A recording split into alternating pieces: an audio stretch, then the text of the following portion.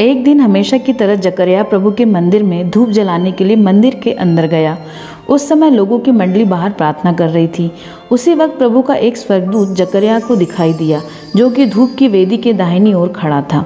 जकरया उसे देखकर बहुत डर गया, परंतु स्वर्गदूत ने उससे कहा, हे जकरया, भयभीत न हो, क्योंकि तेरी प्रार्थना सुन ली गई है और तेरी पत्नी एलीशिबा को एक पुत्र उत्पन्न होगा और तू उसका नाम यूहन्ना रखना।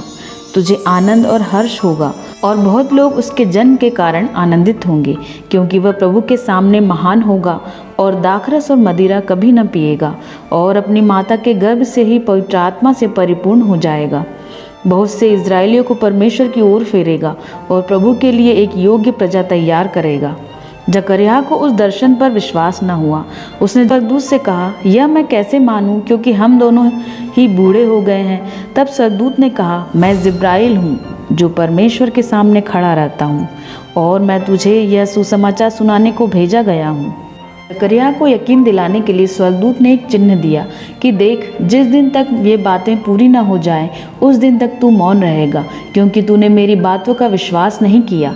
जो मंडली बाहर प्रार्थना कर रही थी, वह इंतजार करते रही कि जकरया को बहुत देर हो गई है, वह अब तक आया क्यों नहीं। जब वह बाहर आया तो कुछ बोल नहीं पा रहा था, क्योंकि वह गूंगा हो गया था। जब मंदिर में उसकी सेवा के दिन पूरे हो गए, तब वह घर आ गया। कुछ समय के बाद उसकी पत्नी एलीशिबा गर्भवती हुई, लेकिन उसने 5 महीने तक अपने आप को छिपाए रखा और सोचती रही कि मैं बांझ थी, तो मनुष्यों में मेरी नामधराई को दूर करने के लिए प्रभु ने मुझ पर कृपा की है। एलीशिबा के प्रसव का समय पूरा हुआ, तब उसने पुत्र को जन्म दिया। उसके सभी परिवार वालों और पड़ोसियों ने मिलकर उसके साथ आनंद मनाया और दर्शन के अनुसार उसका नाम यूहन्ना रखा गया। फिर ऐसा हुआ कि जकरया की जीभ खुल गई और वह परमेश्वर का धन्यवाद करने लगा। वह तो परमेश्वर के वचन के अनुसार हुआ और सब देखने वाले डर से गए। और इन सब बातों की चर्चा यहूदिया के सब पहाड़ी देश में फैल गई और सब यह जान गए कि ये सब प्रभु की ओर से हुआ है।